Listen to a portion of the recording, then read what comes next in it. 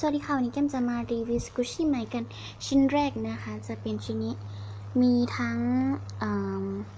แบบยังไงแบบซื้อมาวันนี้แล้วก็วันที่ผ่านมาแล้วก็มีเล่นแล้วก็ไม่เล่นแล้วนะคะขอไปอย่างรวดเร็วนะคะ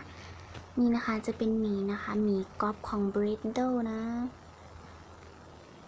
เป็นแบบเดสมอลเลียแบร์มั้งได้ยินเขาเรียกกันนะคะเนื้อมันจะแข็งๆนะคะนุ่มๆแข็งๆนี่ชิ้นต่อไปนะคะมีเดียมแพนด้าบันสีเหลืองนะหาแท็กมาใส่ให้แล้วก็ดัดแปลงนิดหน่อยต่อไปนะคะบันที่โดนน้ำแล้วไม่สโลว์มีลายเส้นด้วยเห็นไหม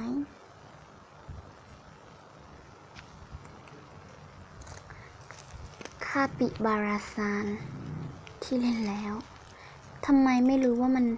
อันนี้เราก็ไม่รู้ทำไมเหมือนกันว่ามันเป็นเทคโนโลยีน่าจะของไม่แท้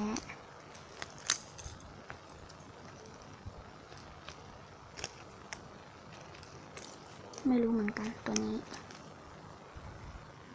ต่อไปนะคะจะเป็นจัมโบ้อิโมจินะคะอันแบบจัมโบ้เลยนุ่มสโลว์มากเดี๋ยวแกะให้ดูนะยังไม่เคยเล่นเลยนะตัวนี้เพิ่งซื้อมาวันนี้เลยนี่เลยใหญ่มากว้าวสโลว์มากเลย